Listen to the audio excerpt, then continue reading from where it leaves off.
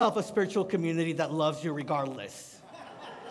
Okay, so we're exploring the work of Caroline Myss, and I have to tell you, I have known about her for a very long time. I have read things here and there about her or from her, and I've always really enjoyed it, but I've never given myself the gift of going deeper into her pages. She is a Christian mystic.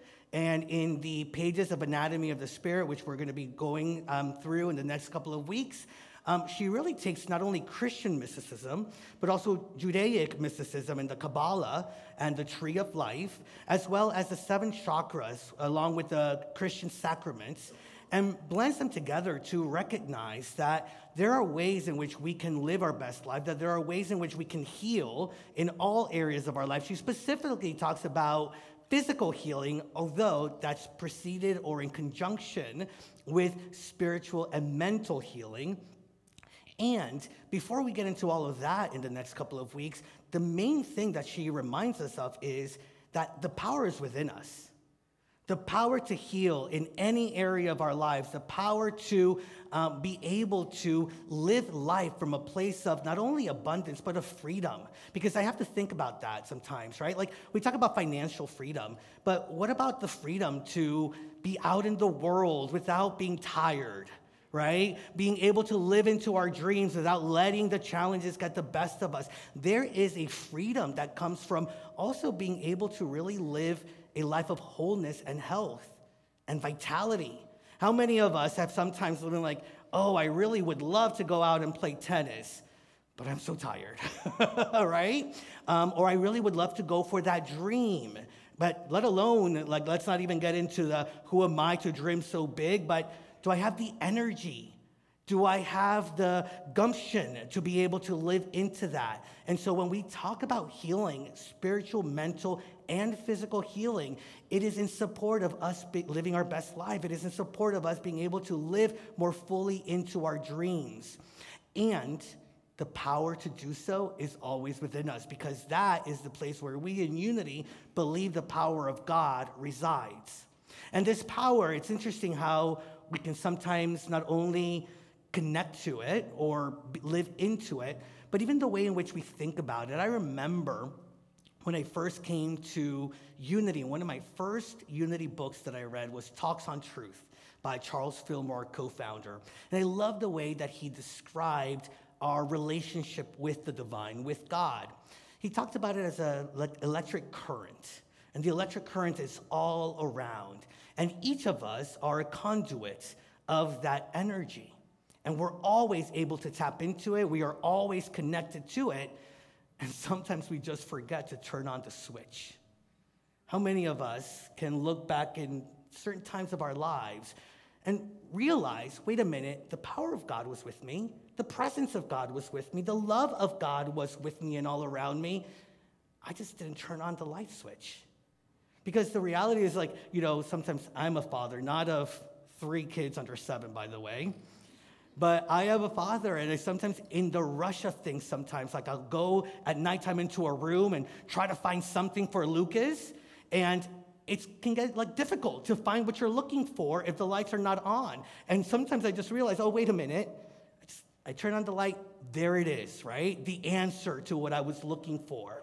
And so this is an opportunity for us to realize that it's always on. The electric current is always taking place. We're always tapped into it. And can we turn on the light switch? And so this morning, just think about the places, the areas in your life where you might need to just turn on the light switch and allow that energy to flow into it to create that which you are looking to experience. And Caroline Myss says, everything that is alive pulsates with energy. And all of this energy contains information. So how does that look like for you? How does that look like for us? When we talk about it all containing information, for me, I go to contains information that, wait a minute, the power of God is here, the presence of God is here, and I can tap into it and I can really live from that place. Also, when things are challenging, when there is difficulties, when there is health challenges, however we may be experiencing them, what is it telling me? What is it showing me? And in the earlier service, this is where I'm taking from Shantae. She talked about the catalyst. What she was getting was, what are the catalysts that remind us of the power that is within us? And sometimes that's an individual and a conversation that we have. And sometimes that's a life experience, maybe a health challenge that all of a sudden tells us, wait, the way that I've been doing things may not be the way that I can move through this now. And we have the power of choice to remember our power and to allow that power to not only take hold, but lift us up. Energy medicine really teaches us to connect to that power and to allow it to flow. Think about the times that we have blocked that energy from moving in. For example, if love, for example, is energy, and it is, and how many times have we said, I'm a loving spiritual being, expression of God's love, and I'm not going to give that to them. Right? Or I'm an expression of light and I bring blessings to every area or every person that I touch. But that person really doesn't deserve it right here and right now, right? And so we create these blocks, and what we don't realize, at least what I've come to notice, is that as I'm blocking it from other people, what I'm doing is actually blocking me from being in the flow and experiencing it myself. And so this opportunity that we have before us is to heal the blocks, to allow the flowing to take place, and to remember that our choice, and there really is but one choice, to trust God, to seek God, and to look towards God as that which enlivens us and brings us into the blessing. Charles Fillmore, co-founder, said, perfect health is natural, and the work of the spiritual healer is to restore this perfect health, which is innate and can be spoken into expression. His favorite Bible verse was, Christ in you, the hope of glory. And it was such because it was a reminder of the power of God within us. Christ, I believe, is our light switch. And we can turn towards that Christ nature that is within us. In Unity, we talk about the Christ as our own divinity, and we can turn the light switch by seeking that Christ nature to show up and for us to lean on that, or we can turn it off and turn the other way. Which one works better for you? Which one brings about a greater blessing for you? Christ is our connection to the divine, and Christ is our individualized power. And healing takes place spiritually, mentally, and physically when we go into that Christ nature and allow that Christ nature to simply be. Because that's the reality of it, is we can allow it to just flow, because in it, as the 12 powers will say to us, that Christ nature is healing itself, is the power itself. Now, I love that this book also, or Caroline Myss, also talks about the fact that it doesn't mean that we only go within, right? Like, it's about being intuitive about what our bodies and what the healing is needed within our lives. And so that can mean medication, that could mean going to the doctor, that could mean all of those things. And she invites us to realize that that's curing a health challenge or a disease. But in order to really heal, how are we experiencing it? How are we moving through it? Are we doing so from a sense of limitation, fear, anguish, anxiety, or are we really doing it from a place of knowing we've got this because God is with us? And the power that we have to move through whatever challenge is the power that will ultimately save us into an understanding that God is always with us, the power is within, and we have everything we need to move through whatever challenge may be on its way. Connie Fillmore, who was Charles Fillmore's great-granddaughter, she said, people are creation in God's image, and healing is merely the bringing forth of the natural, perfect Christ that exists within every person. Health is our natural state. See, that Christ nature is how we are made in the image of God. So many times we have given our physical body ways of seeing God to him, and we have pretended or thought that he is this like manly or older individual up in the heavens. When we are talking about being made in the image and likeness of God, it is who we are spiritually. And who we are spiritually is the Christ in expression. Now, Caroline Myss goes through 3 main principles that she really invites us to consider.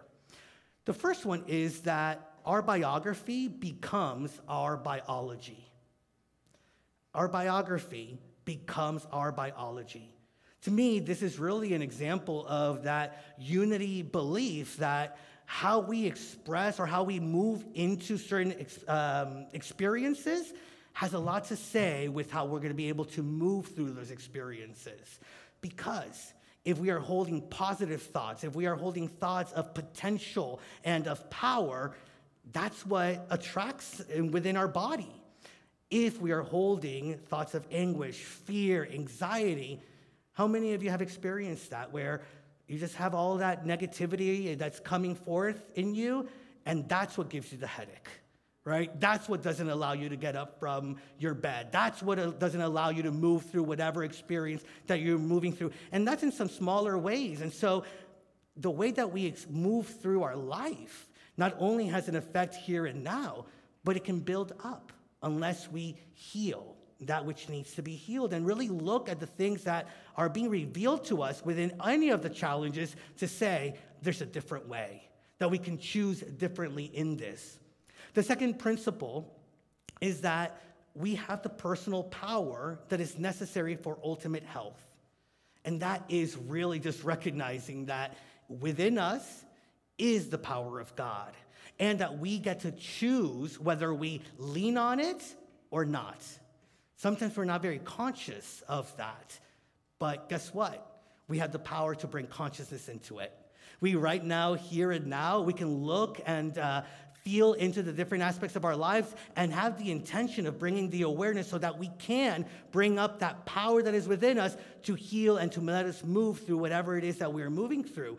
I have shared with you before, it's not about letting the challenges get the best of you. It's like, how can I get the best out of this challenge? How can this be a catalyst for reminding me that God is the ultimate power that I can lean on, that I can express, that I can live from? And how is this being a catalyst for me to open myself up more fully to recognize that I am unlimited?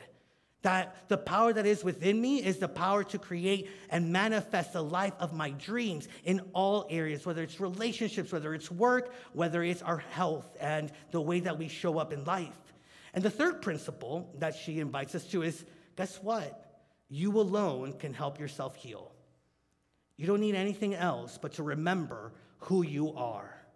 How many times have we forgotten that? How many times have we not only forgotten that, but forgotten that we have forgotten that we have forgotten, and we find ourselves in similar places. But today, as Shantae was reminding us this morning, is the day that we can choose differently. And it's the day that we can bring our awareness and our intention to everything that we do. According to this energy medicine, we are living our history books, but we can always rewrite our history. We can always look back and also look forward with a different mind frame, with a different way of seeing the world and a different way of seeing the things that are before us or that took place in our lives. Can I use this to strengthen me, or will I allow this to be what takes me to a place of weakness, of fear, or of anguish? And that attitude is so important to how we show up in the world. Now, the great thing about recognizing that we have a power and we have a choice and we have the space to create things in our life, and I get it. How many of you want to, I'm not going to even give it to you. I sometimes don't want to recognize the responsibility I have with the different experiences that I'm moving through. I sometimes realize how tough and difficult and how much courage is needed in order for me to say, wait a minute, I'm co-creating my life here. I am the architect of my experiences. Maybe not the challenges, but the way that I live those challenges. And it takes ownership, it takes responsibility, it takes courage, it takes power to be able to see that and choose differently. But that is Unity's third principle. What we hold in mind, what we hold in our feelings, create after their kind. The beautiful thing about that is that, yes, while we take responsibility, we can then also choose differently. Myrtle Fillmore, one of my favorite quotes of hers, she says, "You do not have a problem except the one that is in your own mind, and you put it there." Because it's not the challenge that's the problem. It's our experience or our perception of that challenge. How many of you have moved through a challenge and you're like, struggling through it, only to come out on the other end and say, holy moly, that was for my ultimate good. oh, what I got out of this, what I was able to learn from this, what I was able to experience as a result of this challenge, and looking back, I wouldn't take it back. Where I'm at today as a collection of everything that I have lived for or lived through is powerful, and it made me who I am, and it made me open to the very presence of God in a way that maybe I wouldn't have in the past, or if I wouldn't have experienced those things. So when we recognize that we have the power to create our experiences, it's also realizing that if we are being challenged by something, if we are looking at it as a problem, or we are allowing it to get the better of us, we can say no. We can say no longer, not anymore, and seek first the kingdom, seek first the presence of God, and allow that to be what guides us. So there's a story in the Gospel of John where Jesus, who everybody is looking at as the healer, right, goes up, and there's pools at the time where people would, if they were sick, would go into the pools to be healed by the pools. And it says that there was a gentleman that was by one of the pools, and it says this: in these pools lay many invalids and paralyzed. One man was there who had been ill for 38 years. When Jesus saw him lying there and knew that he had been there a long time, he said to him, "Do you want to be made well?" Choice. Do you want to be made well? How many times in our life is that still small voice whispering to us, do you want to be made well? And what is our choice in those moments? Continues, the sick man answered him, "Sir, I have no one to put me into the pool when the water is stirred up. And while I am making my way, someone else steps down ahead of me." Jesus said to him, "Stand up, take your mat, and walk." At once the man was made well, and he took up his mat and began to walk. Where was that man looking for power? Where was that man looking for healing? In the pool, right? It was something external from him. And who was he giving away his power to in that moment then? Because if you think that your power is outside of you, then you can't own that the power is in you, within you. And it doesn't matter whether it's an experience, a situation, a pool, or individuals. The moment we give our power away, we have less of it to choose from that place of power and to seek out the things that we want to create in powerful ways. How about that man thinking that, well, every time I get up, somebody gets in my way? How many of us have said that? Think about different experiences that you've had. Oh, I really would have gone for that dream, but so-and-so got in my way. I've been there. Oh, I really wish I really would have wanted to go for that promotion, but that supervisor got in my way. Or, oh, I'm really wanting to head to this party, this experience, but that man cut me off, right? Like I believe that many times we give our power away and we allow things that are outside of us to determine what we do in our lives. Today is the day that we can choose differently. Today is the day that we can choose our own power. And today is the day that we can allow ourselves to move out into the world without a care for the things that in the past may have limited us.